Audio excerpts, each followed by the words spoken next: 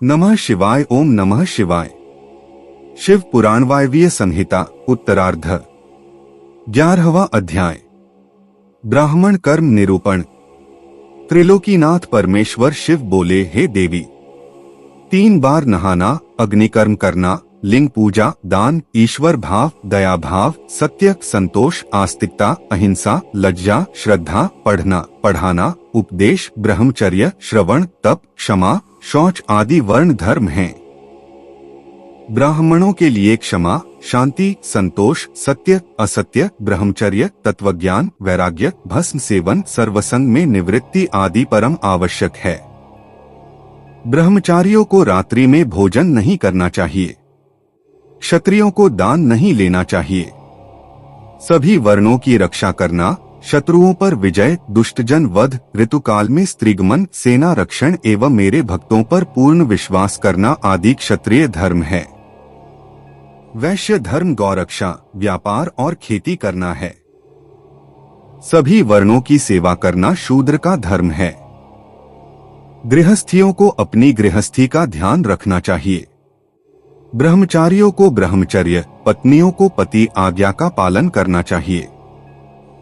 विधवा स्त्रियों को भूमि शयन, धर्म, व्रत, दान, तप, शांति का पालन करना चाहिए व चतुर्दशी, पूर्णमासी व एकादशी का व्रत करना चाहिए।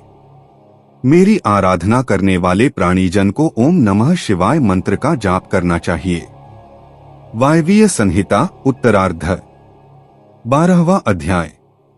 पंचाक्षर मंत्र की महिमा।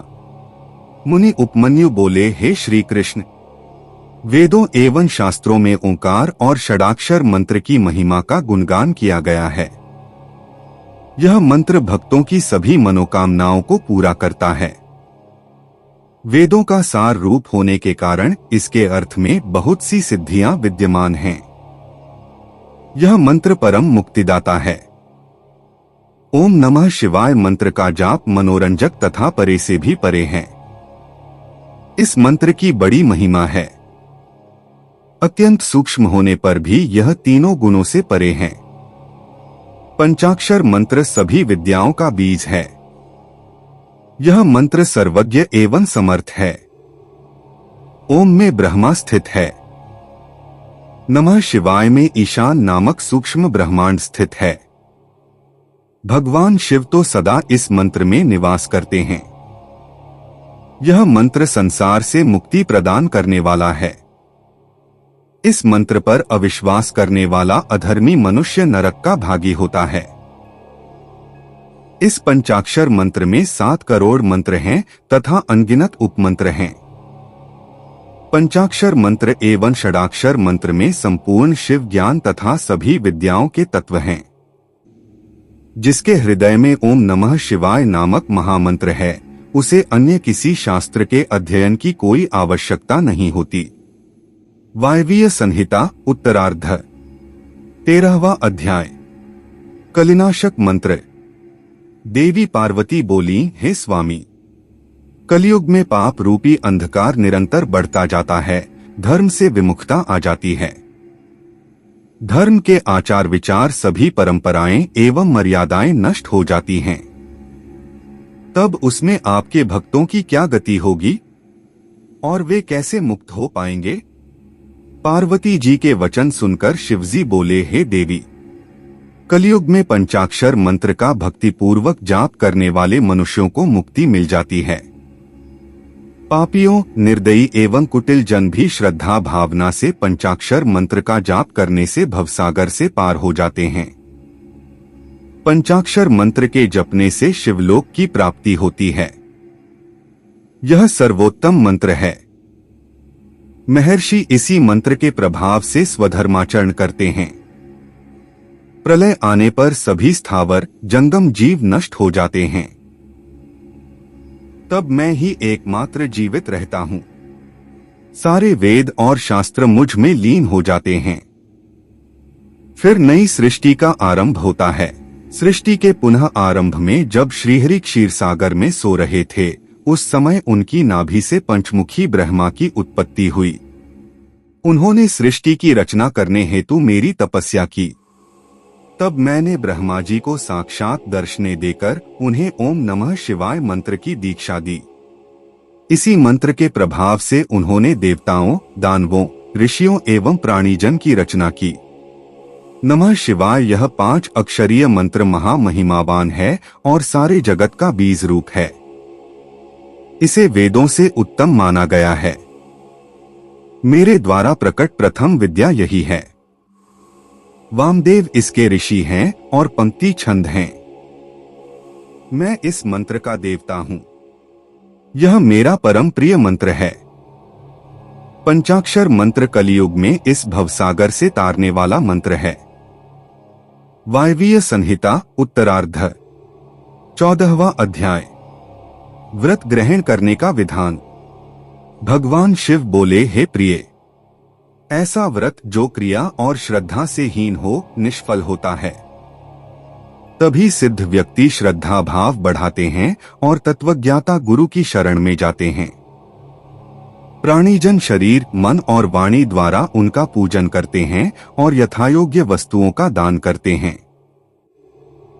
इसलिए जब प्राणीजन गुरु की शरण में जाते हैं तो गुरु उन्हें मंत्र की दीक्षा देते हैं, और जब शिष्य का अहंकार का भाव समाप्त हो जाता है तब उसे घृत से स्नान करा, आभूषण से भूषित कर ब्राह्मणों का पूजन करे। फिर गौशाला या मंदिर में जाकर विधिपूर्वक ज्ञान का उपदेश दे। गुरु द्वारा दीक्षित मंत्र का प्रतिदिन 108 बार जाप करना चाहिए। इससे परम गति प्राप्त होती है। वाचिक जप का फल 1 गुना, उपांशु जप का 100 गुना, मानस का 1000 गुना, सगर्भ का 1,00,000 गुना होता है। मंत्र के अंत में ओंकार होना चाहिए। ध्यान के साथ मंत्र का जाप करना चाहिए। सूर्य, अग्नि, गुरु, चंद्रमा, दीपक, जल, ब्राह्मण और गौ के पास ही जप करना चाहिए। वशीकरण हेतु पूर्व, घात करने हेतु दक्षिण, धन प्राप्ति हेतु पश्चिम, शांति हेतु उत्तर की ओर मुख करके जाप करना चाहिए। आचारहीन व्यक्तियों को लोकनिंदक माना जाता है। तब उत्तम धन एवं श्रेष्ठ विद्या को आचार माना जाता है। निंदक मनुष्य को परलोक में भी सुख नहीं मिलता। इसलिए हमें सदाचार का पालन करना चाहिए। गुरु द्वारा दीक्षित मंत्र पतित चांडालों को भी सुधारने वाला तथा परम गति प्रदान करने वाला होता है। वायवीय संहिता उत्तरार्ध 15वां अध्याय। दीक्षा विधि। श्री कृष्ण बोले, हे महर्षि, अब आप मुझे शिव संस्कारों के बारे में बताइए। यह सुनकर उपमन्यु बोले, हे श्री कृष्ण, मनुष्य द्वारा 6 मार्गों को शुद्ध कर लेना संस्कार कहलाता है। ज्ञान प्रदान करने वाले तथा बंधनों का नाश करने वाले संस्कार दीक्षा कहलाते हैं। शांभवी, शाक्ति एवं मांत्री। शांभवी दीक्षा 3 प्रकार की होती है। शांभवी तीव्र और तीव्रतरा 2 प्रकार की होती है। पाप नष्ट करने वाली तीव्र तथा आनंद प्रदान करने वाली तीव्रतरा शांभवी दीक्षा कहलाती है। योग मार्ग से शिष्य शरीर में प्रवेश कर गुरु द्वारा दी गई दीक्षा शाक्ति दीक्षा कहलाती है। कुंड कुंडल सहित की गई क्रिया दीक्षा मांत्री दीक्षा कहलाती है। शिष्य को अपने गुरु के गौरव को बढ़ाने हेतु नित उनका पूजन करना चाहिए।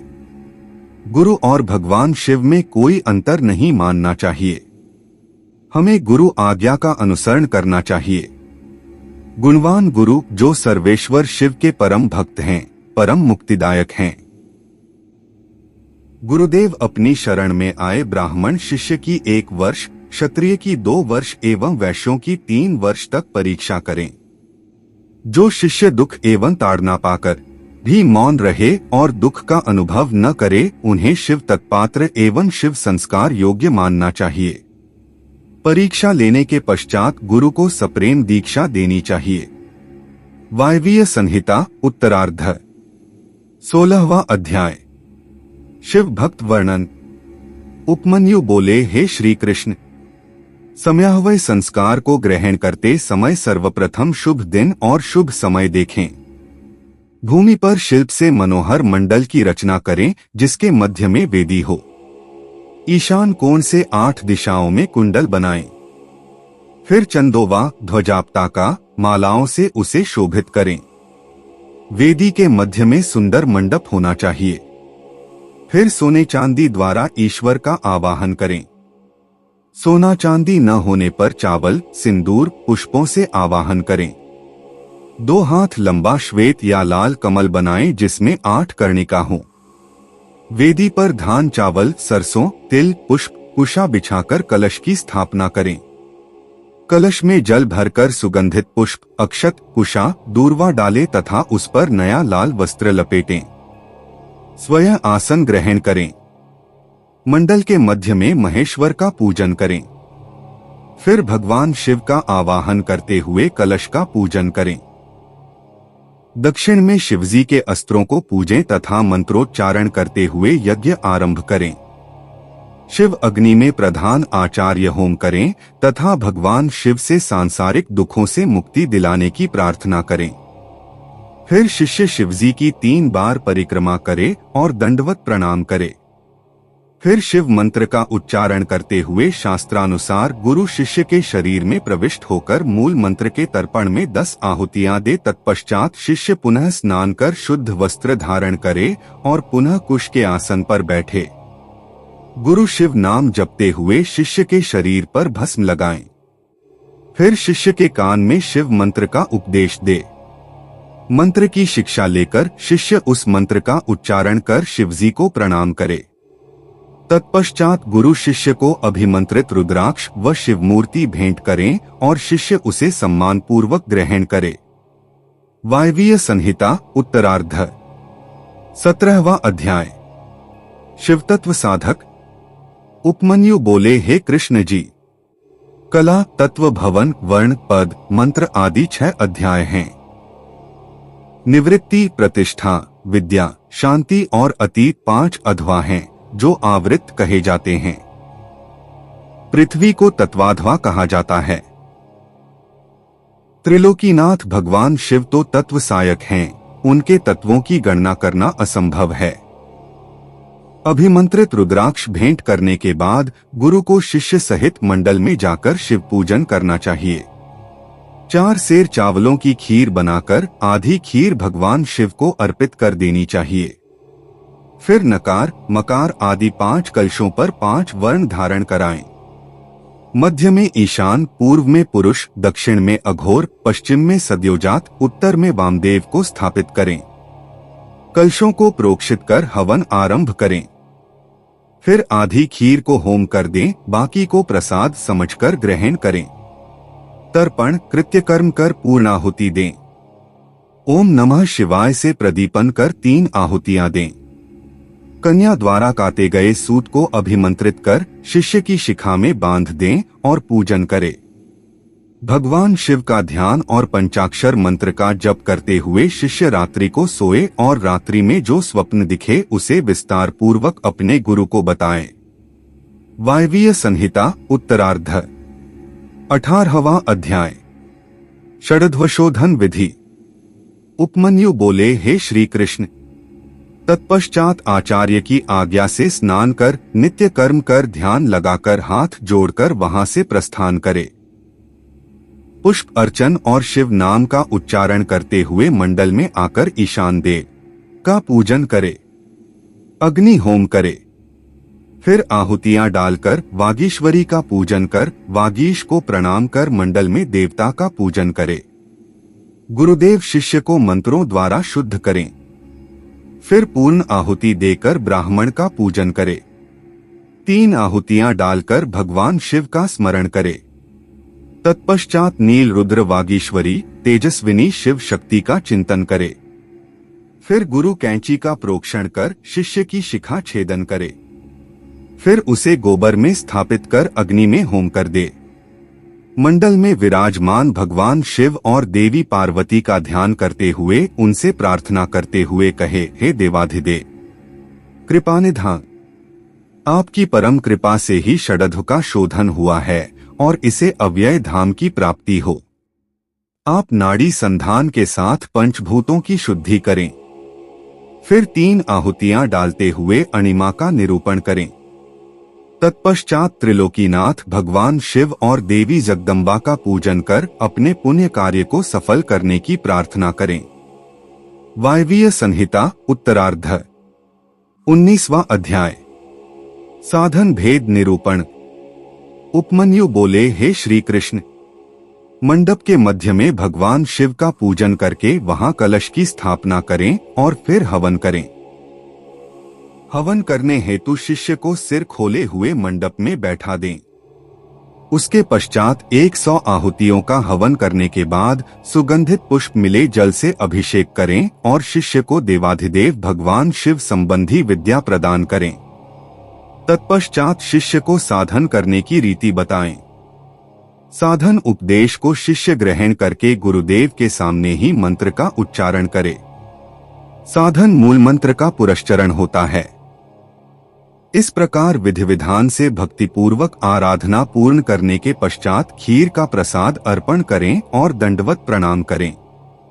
तत्पश्चात आसन पर बैठकर भगवान शिव का स्मरण करते हुए ध्यान लगाकर दीक्षित मंत्र का जाप करना आरंभ कर दें। इस मंत्र के 1 करोड़ अथवा सामर्थ्यानुसार जप करें। इस प्रकार इस मंत्र का उपदेश देने वाले गुरु और उपदेश पाने वाले शिष्य के लिए इस लोक और परलोक में कुछ भी ऐसा नहीं है जिसे प्राप्त न किया जा सके। वायवीय संहिता उत्तरार्ध 20वां अध्याय। अभिषेक। उपमन्यु बोले, हे कृष्ण जी, जब शिष्य दीक्षित मंत्र को साध ले तब उसे पाशुपति व्रत धारण कराएं। फिर उसे अभिषेक करने के लिए आसन पर बैठा दें। पंचकलाओं से पूर्ण कलश स्थापित कर भगवान शिव का पूजन करें। मध्य के कलश के जल से शिष्य का अभिषेक करें। फिर देवाधिदेव भगवान शिव को सुंदर वस्त्र एवं आभूषणों से सुशोभित कर शिव मंडल में आराधना करनी आरंभ करें। 108 आहुतियां डालकर हवन संपन्न करें। फिर शिवजी की मूर्ति को वहां से उठा लें। शिव घट तथा अग्नि का पूजन और आराधना करें। फिर अश्वशोधन की क्रियाएं पूर्ण करें। भगवान शिव में असीम श्रद्धा और भक्ति भाव रखने वाले और शिव शास्त्रों को जानने वाले विद्वान और ज्ञानी ही शिव मंत्र को दुर्लभ समझते हैं। इसलिए शक्ति संस्कार कर निरूपण करते हैं। नमः शिवाय। ओम नमः शिवाय। शिव पुराण वायवीय संहिता उत्तरार्ध 21वां अध्याय। कर्म निरूपण। श्री कृष्ण जी बोले, हे महर्षि, अब आप मुझे कर्मकर्ता पुरुषों के नित्य कर्मों के बारे में बताइए। तब मुनिवर उपमन्यु बोले, श्री कृष्ण, सत्पुरुषों को प्रातःकाल ब्रह्मा मुहूर्त में उठना चाहिए। उठकर सर्वप्रथम भगवान शिव और देवी पार्वती का ध्यान करें। अरुणोदय होने पर घर से बाहर शौच से निवृत्त होकर स्नान करें। फिर आचमन कर स्वच्छ वस्त्र पहनें। 3 मंडलों की रचना कर भगवान शिव के मंत्र का जाप करना आरंभ करें। घुटने के बल बैठकर शिवजी को प्रणाम करके अर्घ्य दें। अर्घ्य देने के लिए जल में कुशा डालें। फिर शरीर पर भस्म धारण करें। मस्तक, छाती और दोनों भुजाओं पर त्रिपुंड धारण करें। तत्पश्चात गले, कानों और हाथों में रुद्राक्ष धारण करें। ब्राह्मणों को सफेद, लाल, पीत रंगीन नए वस्त्र धारण कराएं। वस्त्र धारण करने के बाद पूजा के स्थान पर उत्तर की ओर मुख करके बैठें और हाथ जोड़कर अपने आराध्य देव त्रिलोकीनाथ भगवान शिव का ध्यान करें। ध्यान से उठने पर शिष्य नामाष्टक का पाठ कर गुरु को श्रद्धावंत होकर प्रणाम करे। वायवीय संहिता उत्तरार्ध 22वां अध्याय। पूजन का न्यास निरूपण। उपमन्यु बोले, हे कृष्ण जी, न्यास गृहस्थियों के क्रमानुसार 3 प्रकार का होता है। ब्रह्मचारियों के लिए उत्पत्ति न्यास, सन्यासियों के लिए लय न्यास और गृहस्थियों के लिए स्थित न्यास का विधान है। अंगूठे से लेकर कनिष्का उंगली तक स्थित न्यास होता है। लय न्यास वाम अंगुष्ठ से दक्षिण अंगुष्ठ तक है। बिंदु के साथ नकारादि वर्णों का न्यास करना चाहिए। तल और अनामिका में शिवजी का न्यास करें। 10 दिशाओं में अस्त्र न्यास होना चाहिए। 5 भूतों के स्वामी एवं 5 कलाओं को अपने हृदय के मध्य ब्रह्मरंध्र में धारण करें। पंचाक्षर मंत्र का जाप करें। प्राणवायु को रोककर अस्त्र मुद्राओं से भूत ग्रंथि का छेदन कर सुषुम्ना नाड़ी द्वारा जप करें। फिर वायु द्वारा शरीर शोषण करें। फिर कलाओं का संहार करें। दुग्ध कलाओं का स्पर्श कर अमृत द्वारा सिक्त कर शरीर को उचित स्थान पर स्थापित करें। तत्पश्चात भौतिक शरीर को भस्म द्वारा स्नान कराएं। हृदय में स्थित भगवान शिव का ध्यान करते हुए अमृत वर्षा से विधात्मक देह को सींचें। अपने शरीर को शुद्ध करके शिव तत्व प्राप्त कर ईश्वर का पूजन करें। मातृन्यास, ब्रह्मान्यास, प्रणव न्यास और हंस न्यास करें। हकार हृदय से सकार भ्रिकुटी मध्य में 50 वर्ण रुद्र मार्ग के द्वारा न्यास करें। फिर क्रमशः अघोर, वामदेव, प्रणाम, हंस न्यास, पंचाक्षरी मंत्र का न्यास करें। भगवान शिव का परम भक्त और शिव पूजन और ध्यान करने वाला मनुष्य संसार सागर से पार हो जाता है। इसी के द्वारा मोक्ष की प्राप्ति होती है। वायवीय संहिता उत्तरार्ध 23वां अध्याय। मानसिक पूजन। उपमन्यु बोले, कृष्ण जी, अंगन्यास आदि कार्यों को पूरा करें। फिर अपने मन द्वारा पूजन सामग्री की कल्पना करें। सामग्री को जुटाकर उससे विधिपूर्वक विघ्न विनाशक श्री गणेश का पूजन करें। दक्षिण तथा उत्तर में क्रमश नंदी एवं सुभद्रा का पूजन करें। कमल के सुंदर और कोमल आसन पर त्रिलोकीनाथ भगवान शिव व देवी पार्वती को उस पर स्थापित करें। शिव पार्वती की स्थापना कमलासन पर करने के बाद भक्ति पूर्वक विधि विधान के अनुसार उनका पूजन करें। पुष्प अर्पित करें। ध्यान करें और भावनामय समिधा घृत से परमेश्वर की नाभि में होम करें। भ्रिकुटी के मध्य में परम पवित्र दीप ज्योति के आकार वाले भगवान शिव का ध्यान करें। यही वानप्तिक भावनामय आराधना है। इसे पूर्ण करने के बाद अग्नि या स्थंडिल लिंग में पूजन करें। वायवीय संहिता उत्तरार्ध 24वां अध्याय। पूजन निरूपण। उपमन्यु बोले, हे श्री कृष्ण जी, पूजन स्थान को गंध, चंदन, फूलों और जल से पवित्र कर प्रोक्षण करें। अस्त्रों द्वारा विघ्नों का निवारण कर कवच से सारी दिशाओं का अस्त्र न्यास करें। कुशा बिछाकर उसे जल से मार्जित करें।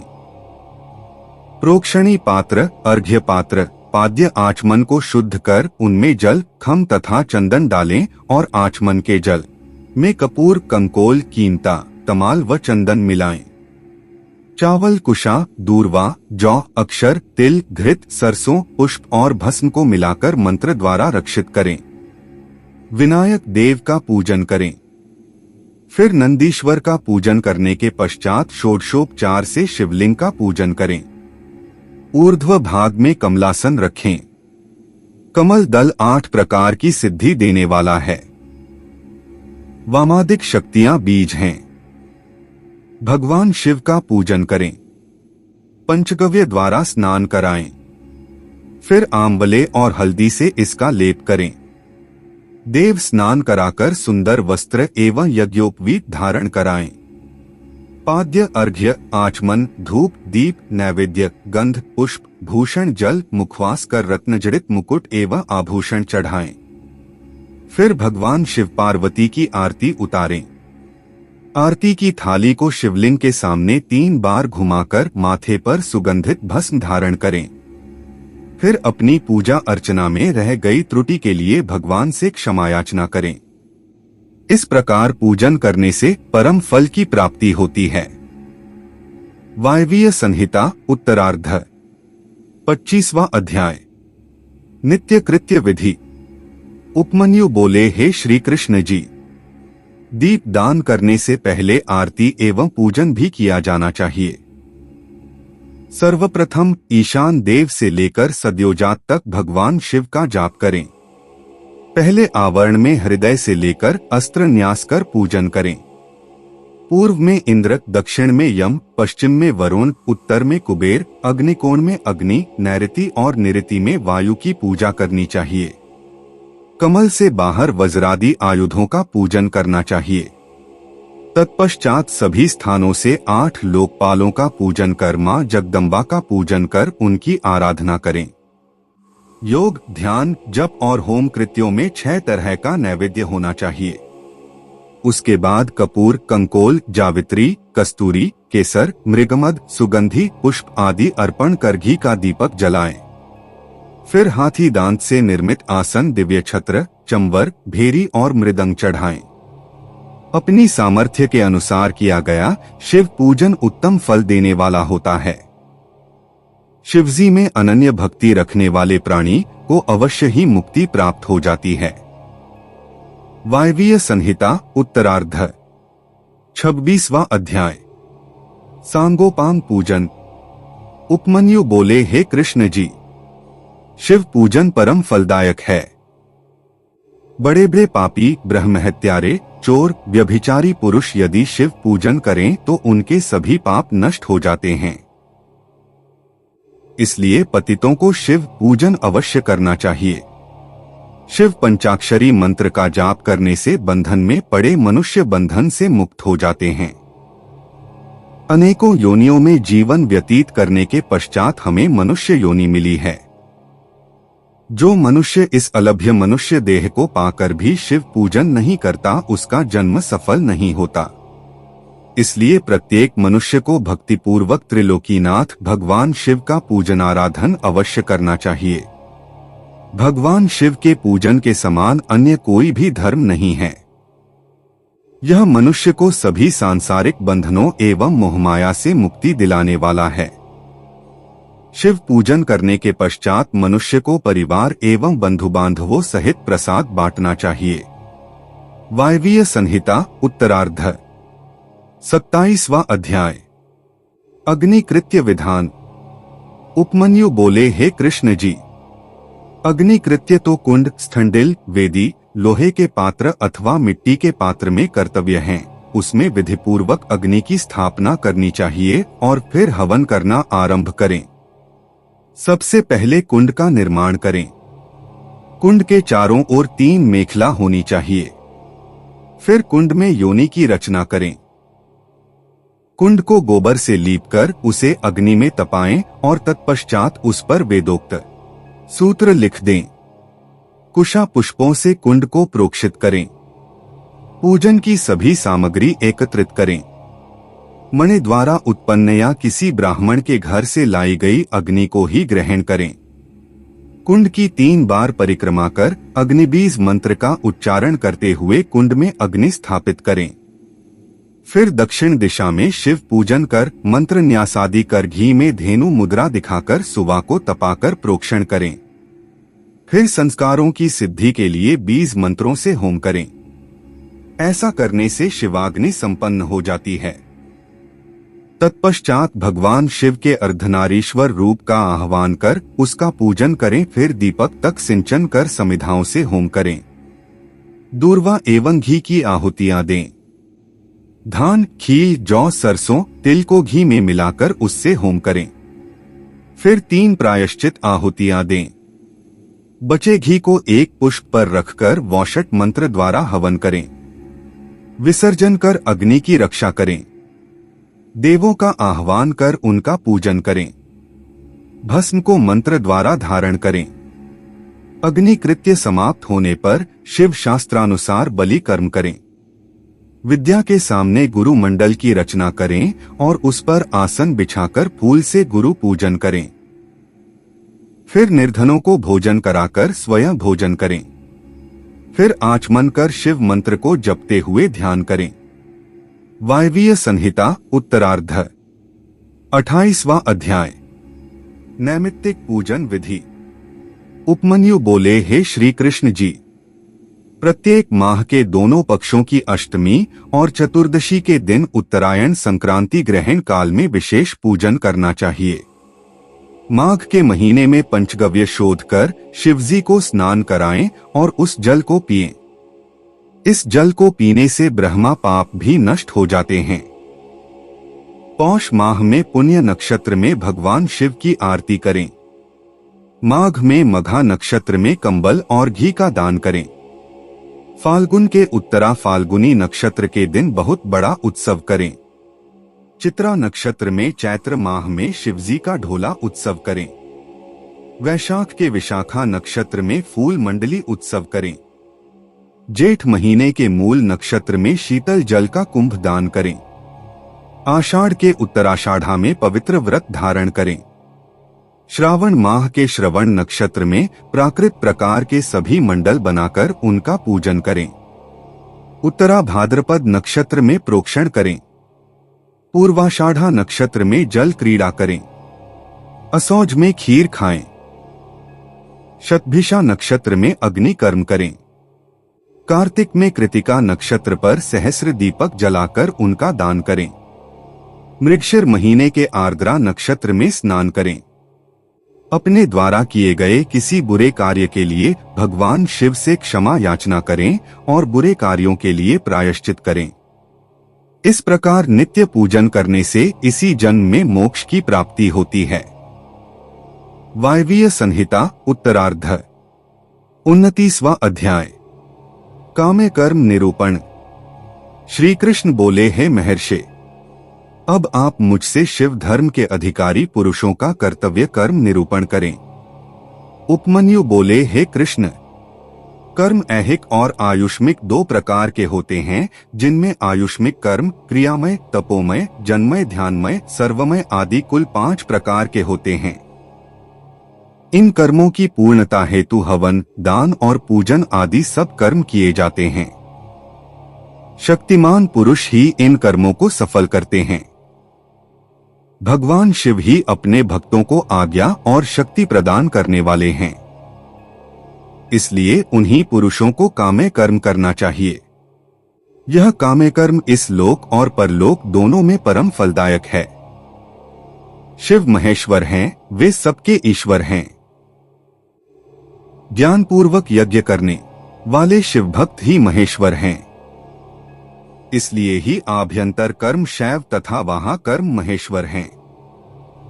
गंध, रस, वर्ण द्वारा भूमि परीक्षा कर पृथ्वी के पृष्ठ पर पूर्व दिशा की उत्पत्ति करें और मंडल की रचना करें। फिर सर्वेश्वर महेश्वर का पूजन करें।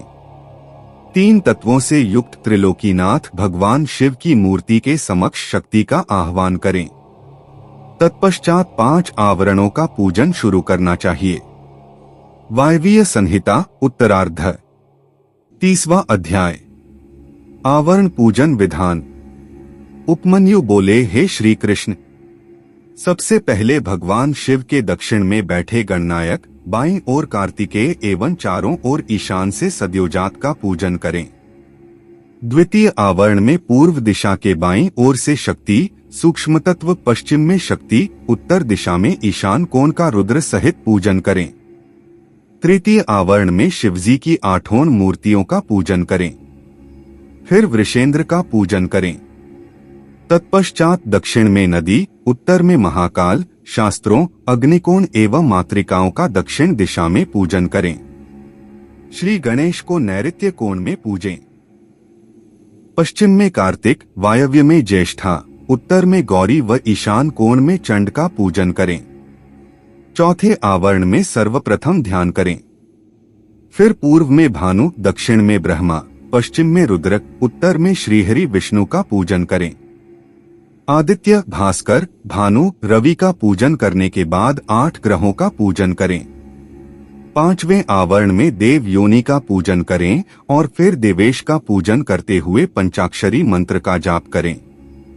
पूजन करने के पश्चात भगवान शिव पार्वती को सभी भोग अर्पित करें। फिर स्तुति गायन करें और ओम नमः शिवाय का 108 बार जाप करें। क्रमानुसार गुरुदेव का पूजन करें। सभी आवरणों के साथ देव विसर्जन करें। सब सामान गुरुदेव को अर्पित करें। यह योग योगेश्वर कहलाता है, जो चिंतामणि तुल्य है। नमः शिवाय। ओम नमः शिवाय। शिव पुराण वायवीय संहिता उत्तरार्ध 31वां अध्याय। शिवस्तोत्र निरूपण। उपमन्यु बोले, हे श्री कृष्ण, अब मैं आपको पंचवर्ण नामक पवित्र स्तोत्र सुनाता हूँ। हे जगन्नाथ, प्रकृति से सुंदर नित्य चेतन स्वरूप की सदा जय जयकार हो। हे सरल स्वभाव वाले पवित्र चरित्रवान सर्वशक्ति संपन्न पुरुषोत्तम, तुम्हारी सदा ही जय हो। हे मंगल मूर्ति कृपा निधान देवाधिदेव, मैं आपको प्रणाम करता हूँ। भगवन, पूरा संसार आपके वश में है। प्रभु, आप सब पर कृपा करके अपने भक्तों की कामनाओं को पूरा करें। हे जगदम्बा, हे मातेश्वरी, आप हम सब भक्तों के मनोरथों को पूरा कीजिए। हे गणनायक, हे स्कंद देव, आप भगवान शिव की आज्ञा का पालन करने वाले और उनके ज्ञान रूपी अमृत को पीने वाले हैं। भगवान, आप मेरी रक्षा करें। हे पांच कला के स्वामी, आप मेरी अभिलाषा पूरी करें। हे आठ शक्तियों के स्वामी, आप सर्वेश्वर शिव की आज्ञा से हमारी कामनाएं पूरी करें। हे सात लोकों की माता, आप मेरी प्रार्थना स्वीकार करें। हे विघ्न विनाशक, आप हमारे शुभ कार्यों में आने वाले सभी विघ्नों को दूर करें। इस प्रकार यह आवरण स्तोत्र अत्यंत शुभ है। प्रतिदिन इस कीर्तन को श्रवण करने वाला पापों से छूटकर मोक्ष को प्राप्त होता है। वायवीय संहिता उत्तरार्ध 32वां अध्याय। सिद्धि कर्मों का निरूपण। उपमन्यु बोले, कृष्ण जी, सर्वप्रथम प्राण वायु को जीतना चाहिए, क्योंकि इस पर विजय प्राप्त होने से सब वायुओं पर विजय मिल जाती है। क्रमानुसार अभ्यस्त किया गया प्राणायाम सब दोषों को हटा देता है। यह शरीर की भी रक्षा करता है। जब प्राण वायु पर विजय प्राप्त हो जाती है तो विष्ठा, मूत्र, कफ सभी मंद पड़ जाते हैं। श्वास वायु लंबी तथा देर से आने लगती है। हल्कापन, द्रुत गमन, उत्साह, बोलने में चातुर्य, सभी रोगों का विनाश सब प्राणायाम की सिद्धि से पूरे हो जाते हैं। इंद्रियों को वश में करने का नाम प्रत्याहार है, क्योंकि इंद्रियां ही विषयों में संलग्न होती हैं। सभी इंद्रियों को वश में कर लेना ही परम सुखकारी होता है। यह ही विद्वानों को ज्ञान और वैराग्य प्रदान करता है। अपनी इंद्रियों को वश में कर लेने से आत्मा का उद्धार होता है। अपने हृदय को एकाग्र करना और शिव चरणों में समर्पित कर देना ही सांसारिक बंधनों से मुक्ति प्रदान करता है। वायवीय संहिता उत्तरार्ध 33वां अध्याय। लिंग स्थापना से फलागम। मुनिवर उपमन्यु श्री कृष्ण को पारलौकिक विधि के बारे में बताते हैं। यह विधि सर्वोत्तम है। इस त्रिलोक में निवास करने वाले सभी प्राणी इस विधि का आश्रय लेकर अपने पद को प्राप्त करते हैं। सबने अपने पदों के अनुसार सुख, शासन और राज्य को प्राप्त किया है। भगवान शिव को श्वेत चंदन के जल से स्नान कराएं। श्वेत कमल से ही उनका पूजन कर हाथ जोड़कर प्रणाम करें। उन्हें कमल के ही आसन पर विराजमान करें। धातु का शिवलिंग बनाकर उसका पूजन करें। बेल पत्रों द्वारा कमल के दाईं ओर बैठे हुए भगवान शिव और देवी पार्वती का पूजन आराधन करें। फिर सुगंधित वस्तुओं से सुरभित करें। मूर्ति के दाईं ओर अगर, अंगरू, पश्चिम में मैंसिल, उत्तर में चंदन और पूर्व में हरिताल लगाएं। तत्पश्चात भगवान शिव की मूर्ति के चारों ओर गूगल और अगर की धूप दें। फिर उन्हें नए वस्त्र पहनाएं। फिर उन्हें खीर का नैवेद्य अर्पित कर घी का दीपक जलाएं। मंत्रोच्चारण करते हुए शिवजी की परिक्रमा करके हाथ जोड़कर प्रार्थना करें और अपने द्वारा किए गए अपराधों के लिए क्षमा याचना करें। इस प्रकार पूजन करने से मोक्ष की प्राप्ति होती है।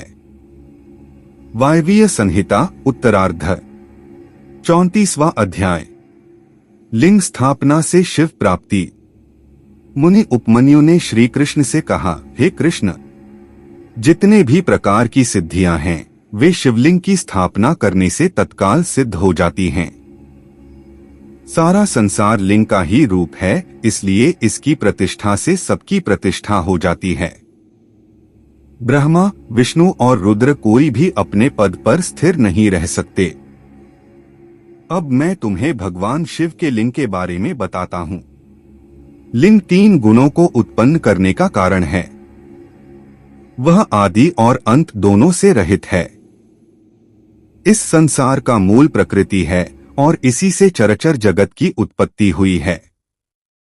यह शुद्ध, अशुद्ध और शुद्धाशुद्ध आदि से 3 प्रकार का है।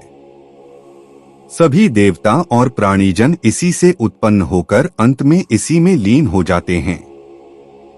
इसलिए भगवान शिव को लिंग रूपी मानकर उनका देवी पार्वती सहित पूजन किया जाता है। भगवान शिव और देवी पार्वती की आज्ञा के बिना इस संसार में कुछ भी नहीं हो सकता। त्रिलोकी के प्रलयकाल आने पर जब भयानक प्रलय मची थी, उस समय श्रीहरि भगवान विष्णु क्षीरसागर में अथाह जल के बीच शेष शय्या में सो गए। तब उनके नाभि कमल से ब्रह्मा जी की उत्पत्ति हुई। शिवजी की माया से मोहित ब्रह्मा जी विष्णु जी के पास जाकर उनसे बोले, तुम कौन हो? यह कहकर उन्होंने निद्रामग्न श्रीहरि को झंझोड़ दिया। तब जागकर श्रीहरि ने आश्चर्य से अपने सम्मुख खड़े व्यक्ति को देखकर पूछा, पुत्र तुम कौन हो और यहाँ क्यों आए हो? यह सुनकर ब्रह्मा जी को क्रोध आ गया। तब वे दोनों ही अपने को बड़ा और सृष्टि का रचिता मानकर आपस में झगड़ने लगे। जल्दी ही बढ़ते बढ़ते बात युद्ध तक पहुंच गई और ब्रह्मा विष्णु में भयंकर युद्ध होने लगा।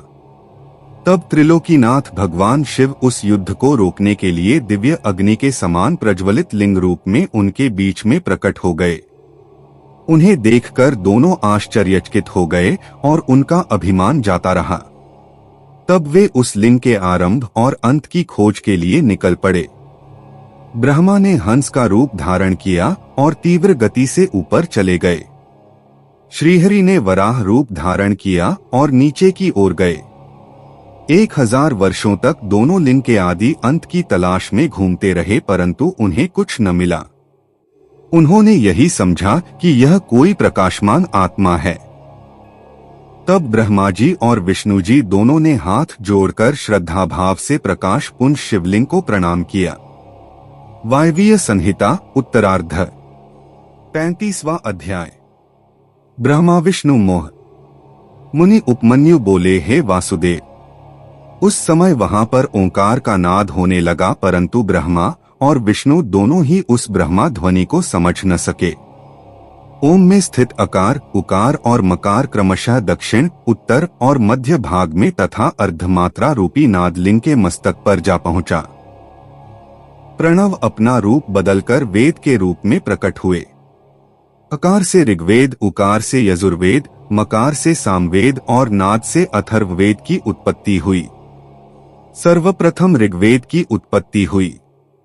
इसमें रजोगुण से संबंधित विधि मूर्ति थी। सृष्टि लोक तत्वों में पृथ्वी, अव्यय, आत्मा, काल निवृत्ति, 64 कलाएं और ऐश्वर्य आदि विभूतियां ऋग्वेद से प्राप्त हुई। यजुर्वेद से सत्वगुण, अंतरिक्ष और विद्या आदि तत्वों की प्राप्ति हुई। सामवेद से तमोगुणी रुद्र मूर्ति एवं संहारक वस्तुएं उत्पन्न हुई। अथर्ववेद में निर्गुण आत्मा का वैभव, माहेश्वरी, सदाशिव, निर्विकार आत्माओं की स्थिति का वर्णन है। नाद मेरी आत्मा है। समस्त विश्व ओंकार के अर्थ का सूचक है। ओम शब्द शिव का वाचक है। शिव और प्रणव में कोई अंतर नहीं है। संसार के रचनाकर्ता ब्रह्मा, रक्षक विष्णु और संहारक रुद्र हैं। रुद्र ही ब्रह्मा विष्णु को अपने नियंत्रण में रखते हैं। वे शिव ही सब कारणों के कारण हैं। आप दोनों बिना बात ही एक दूसरे के दुश्मन बने हैं। इसलिए मैं आपके बीच शिवलिंग रूप में उत्पन्न हुआ हूँ। यह सुनकर ब्रह्मा और विष्णु दोनों का ही अभिमान टूट गया और वे भगवान शिव से बोले, हे ईश्वर, आपने हमें अपने चरण कमलों के दर्शन का सुअवसर प्रदान किया है। हम धन्य हो गए। हमारा अपराध क्षमा करें। तब भगवान शिव बोले, हे पुत्रों, तुम दोनों अभिमानी हो गए थे, इसलिए मुझे यहाँ लिंग रूप में प्रकट होना पड़ा। अब अभिमान त्याग कर सृष्टि के कार्यों को पूरा करने में अपना योगदान दो। वायवीय संहिता उत्तरार्ध 36वां अध्याय। शिवलिंग प्रतिष्ठा विधि। श्री कृष्ण जी बोले, हे मुनिवर, आपने मुझ पर कृपा कर इस अद्भुत कथा को मुझे बताया। अब आप लिंग और वेदी की प्रतिष्ठा की विधि भी बताइए। यह सुनकर उपमन्यु बोले, हे कृष्ण, शुक्ल पक्ष में शिवशास्त्र के अनुसार शिवलिंग का निर्माण कराएं।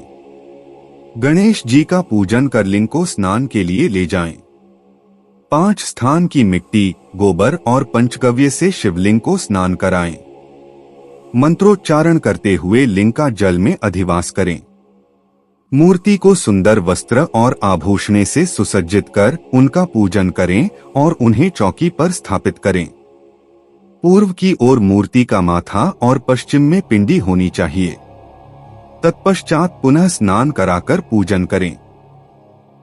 वेदी की भूमि के ईशान कोण में कमल लिखें। शिवजी का आह्वान कर पूजन करें। वेदी के पश्चिम में चंडिका कमल लिखकर पुष्प अर्पित करें। फिर शिवलिंग को नए वस्त्रों में लपेटें। विदेश कुंभ और वर्धिनी शैवी की स्थापना करें। फिर 4 विप्र मंत्रोच्चारण करते हुए हवन करें। 108 घी की आहुतियों से हवन करें। हवन के पश्चात पूर्ण आहुति दें। फिर महापूजन आरंभ करें।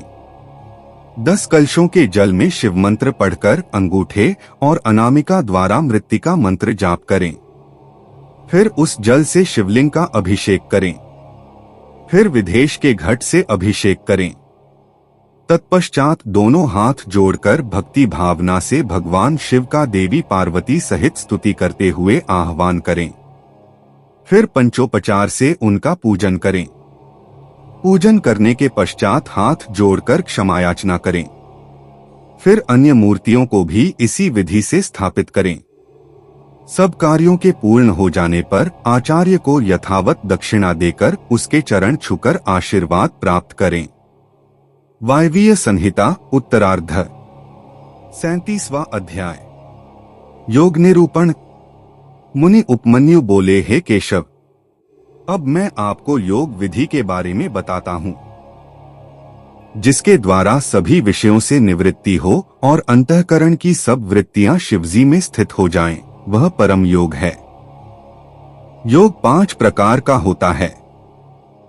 मंत्र योग, स्पर्श योग, भाव योग, अभाव योग और महायोग। मंत्रों का उनके अर्थ सहित ज्ञान होना महायोग कहलाता है। मंत्रों को प्राणायाम द्वारा सिद्ध करना स्पर्श योग कहलाता है। जब जिह्वा मंत्रों को स्पर्श न करते हुए भी उनका जाप करती है तो वह भावयोग कहलाता है। प्रलय के समय से संबद्ध पूरे संसार का विचार अभावयोग कहलाता है। जब साधना करने वाले की सभी मानसिक वृत्तियां भगवान शिव से जुड़ जाएं और वह नित्य शिव चिंतन में मग्न रहे, ऐसी दशा महायोग कहलाती है। सांसारिक बंधनों से मुक्ति की कामना करने वाले मनुष्य ही इस चिंतन और वैराग्य को अपने जीवन में अपनाकर महायोग को प्राप्त करते हैं। हमारे शरीर में रहने वाली प्राणवायु रहने को रोकना प्राणायाम कहलाता है। प्राणायाम रेचक, पूरक और कुंभक 3 प्रकार का होता है। साधक को इनका अभ्यास करना चाहिए क्योंकि इसी से शरीर की शुद्धि होती है। प्राणायाम सगर्भ और अगर्भ 2 प्रकार का होता है। जप और ध्यान वाला प्राणायाम सगर्भ कहलाता है, परंतु जिसमें जप और ध्यान नहीं करते वह अगर्भ प्राणायाम कहलाता है। योगी जन सगर्भ प्राणायाम करते हैं। प्राणवायु पर विजय प्राप्त कर लेने पर सभी वायु उस योगी के अधिकार में आ जाती हैं। प्राणायाम शरीर को पुष्ट, स्वस्थ और निरोगी बनाता है। इसके नियमित अभ्यास से कफ, मूत्र, पुरीश आदि कम हो जाते हैं। समस्त इंद्रियों को अपने वश में कर लेना प्रत्याहार कहलाता है। इंद्रियों को अपने वश में रखने से स्वर्ग और न रखने से नरक की प्राप्ति होती है। इसलिए अपने चित्त को एकाग्र रखना चाहिए। भगवान शिव, जो कि सबके ईश्वर हैं, त्रिलोकीनाथ हैं, का ध्यान करने से योगी का कल्याण होता है। अपने पूरे शरीर के साथ साथ इंद्रियों पर काबू पाने से आत्मा का उद्धार होता है। वायवीय संहिता उत्तरार्ध 38वां अध्याय। योग गति में विघ्न। उपमन्यु बोले, हे केशव, आलस्य, व्याधि, प्रमदा, स्थान, संशय, चित्त का एकाग्र न होना, अश्रद्धा, दुख, वैमनस्य आदि योग में पड़ने वाले विघ्न हैं। इन विघ्नों को सदा शांत करते रहना चाहिए। इन सब विघ्नों के शांत होने पर 6 उपसर्ग उत्पन्न हो जाते हैं। प्रतिमा, श्रवण, वार्ता, दर्शन, आस्वादन, वेदना आदि भोग के विषय हैं। यथार्थ ज्ञान प्राप्त हो जाने पर भी विप्रकृष्ट नहीं होता, यही प्रतिमा है। यत्न के बिना जब सब कुछ हमें सुनाई देने लगता है, उसे श्रवण कहते हैं। सभी प्राणियों की बात को जानना और समझ लेना वार्ता कहलाता है। बिना कोई कोशिश किए जब सब कुछ आसानी से दिखाई देने लगे तो उसे दर्शन कहते हैं। दिव्य पदार्थों के स्वाद का नाम आस्वादन है। वेदना को सभी प्रकार के स्पर्शों का ज्ञान माना जाता है। योगी उपसर्ग पाकर सिद्ध हो जाता है। वायवीय संहिता उत्तरार्ध 39वां अध्याय। योग वर्णन। उपमन्यु बोले, हे केशव, त्रिलोकीनाथ भगवान शिव का सभी योगी मुनि ध्यान करते हैं। इसी के द्वारा सिद्धियां प्राप्त होती हैं। सविनय और निर्विषय आदि ध्यान कहे गए हैं। निर्विषय ध्यान करने वाले अपनी बुद्धि के विस्तार से ध्यान करते हैं और ब्रह्मा में प्रवेश करते हैं। सविषय ध्यान सूर्य किरणों को आश्रय देने वाला होता है। शांति, प्रशांति, दीप्ति, प्रसाद ये दिव्य सिद्धियां देवी का ध्यान करते हुए प्राणायाम द्वारा सिद्ध होती हैं। बाह्य और आभ्यंतर अंधकार का विनाश प्रशांति और सभी आपत्तियों का नाश शांति है। बाह्य आभ्यंतर प्रकाश का दीप कहा जाता है। जब हमारी बुद्धि शुद्ध हो जाए, यही प्रसाद है। बाहर भीतर के सभी कार्य पूर्ण होने पर सब कारण प्रसिद्ध हो जाते हैं। भगवान शिव, जो साक्षात परमेश्वर हैं, का भक्तिपूर्वक ध्यान करने से सभी पाप तत्काल नष्ट हो जाते हैं। बुद्धि का प्रवाह ध्यान एवं स्मरण से होता है। समस्त ऐश्वर्य, अणिमा आदि सिद्धियां एवं मुक्ति भगवान शिव का स्मरण एवं ध्यान करने से मिलती हैं।